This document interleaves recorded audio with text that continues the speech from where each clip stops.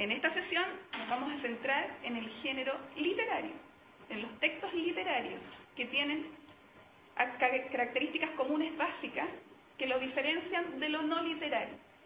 ¿Se acuerdan de alguna diferencia?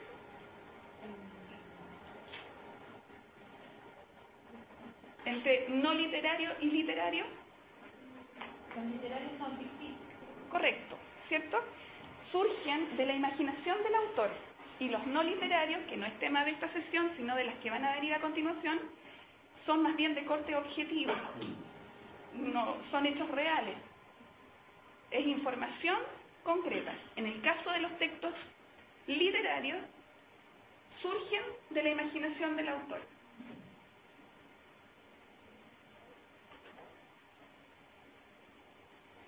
Dentro de los textos literarios, la primera clasificación viene de Aristóteles, que reduce los textos en tres grandes subgrupos.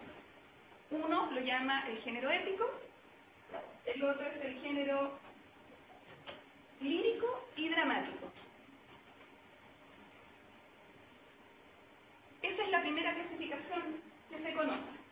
Posteriormente, el género épico incluye la novela. Y esto porque en el ámbito del conocimiento todo va evolucionando. Por lo tanto, se incorpora, se incluye la novela y ya no se llama género épico, sino género narrativo, que a lo mejor eso les resulta más familiar.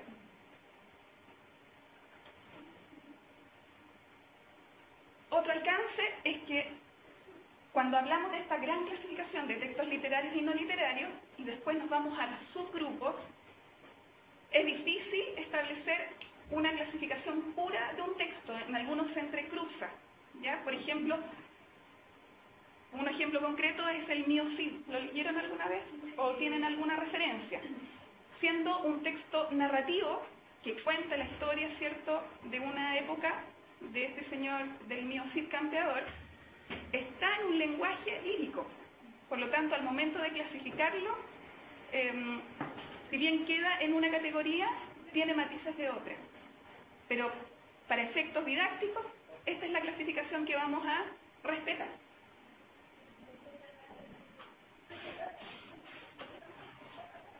Bueno, aquí tenemos otra definición de género literario. Y nos dice que nuevamente lo divide en esos tres grupos: género narrativo, dramático y lírico, y es la clasificación con la que nos vamos a quedar. Pero teniendo presente que este género narrativo surge de esa primera clasificación que era llamada género épico. Y abajo hay la aclaración con respecto al concepto de retórica, que es el arte del bien decir, ¿cierto? De dar al lenguaje escrito o hablado la eficacia suficiente para deleitar, persuadir o convencer a aquel que lee, o bien que oye, ¿ya? Entonces, esta área es la que finalmente define esos tres grupos: el género narrativo, el dramático y el lírico. Entonces, volviendo un poquito atrás, tenemos dos grandes grupos de texto, que son los literarios y los no literarios, y de los literarios tenemos tres subgrupos: el género narrativo, el género dramático y el género lírico. Cada uno de estos géneros tiene sus propias características. ¿Hasta ahí cómo vamos? ¿Sí?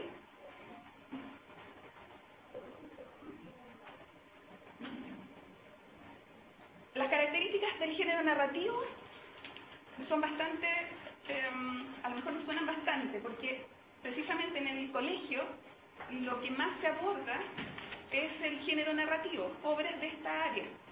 Y todas ellas coinciden en que hay un narrador, ¿cierto?, que relata ciertos hechos y a través de los detalles que se van abordando en la narrativa, capta la atención del oyente cuando es oral y del lector cuando es escrito. Oyentes, porque el origen de este género, antes de la escritura, ¿cierto?, antes de que la escritura se masificara, era precisamente a través través de la oralidad que se transmitía en estas obras. Ejemplos del género narrativo. El primero, el cuento. ¿Qué características tiene un cuento?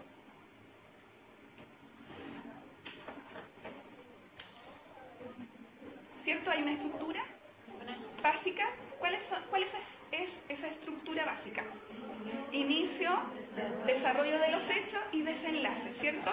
Y a eso le sumamos un narrador, que los tipos de narrador lo vamos a ver en el futuro, que puede adquirir ciertas características, estar dentro de la obra, ser expectante, o conocer parcialmente los hechos que ocurren y ser también un personaje de esta obra. En cuanto a la extensión, ¿cómo es el cuento? Más bien breve, ¿cierto? El lenguaje que se usa normalmente es sencillo. Siempre va a ser la narración de un hecho ficticio, porque por el hecho de ser parte del género literario, tiene matices de la imaginación del autor.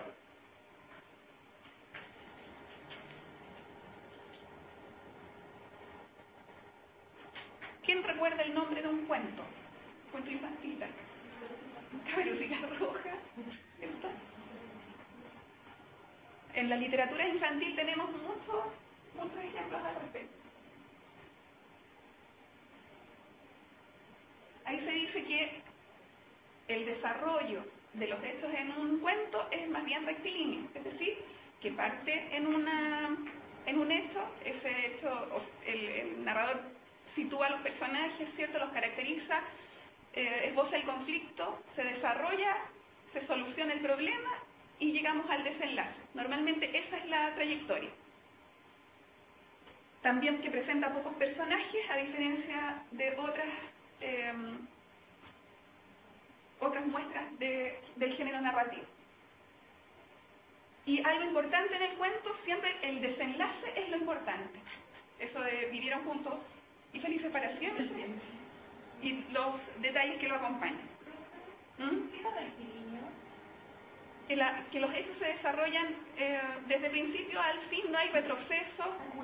Claro, como por ejemplo en la novela policial, normalmente se parte por el final, y en la medida que se van relatando los hechos se va descubriendo los detalles, ¿cierto? El autor del crimen o algo por el estilo, y volvemos nuevamente al final. Es una trayectoria de los hechos diferente. Un ejemplo, Dono celoso. Caperucita Roja, como decían por ahí. Entonces, texto literario, no literario, del literario, género narrativo, lírico, dramático, del género narrativo, ejemplos de tipos de texto. El primero que acabamos de ver es el cuento. ¿Qué tiene en común aquí? O características generales, que hay un narrador, hay una historia y personajes, y aquí la extensión puede ser la diferencia. Y el hecho de que el desenlace sea lo importante. La novela. ¿Quién conoce alguna novela que pudiera nombrar? No novelas de la teja. ¿Alguna que hayan leído a lo mejor en enseñanza media? Ya, Romeo y Julieta.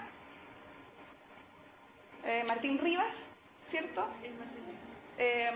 Algo de Isabel Allende. La Casa de los Estilos. ¿Qué tienen en común esos tres? Romeo y Julieta es bastante antiguo, ¿cierto? ¿Como drama? Martín Rivas es más reciente, pero los de la que me acaban de decir, como La Casa de los Espíritus, es más reciente. ¿Pero qué tienen en común las tres? Tienen una relación con una casa. ¿Podría ser una alternativa? ¿Aló? De alguna manera, algo complicado. Estoy aquí en esta... ¿Aló? ¿Sí?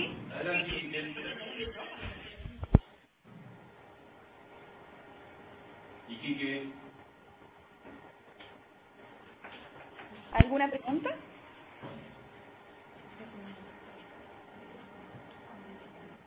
¿No? Ya, sigamos. Sigamos entonces. Bueno, mencionábamos estos tres ejemplos para un poco desprender las características. Las tres coinciden en que no hay un solo personaje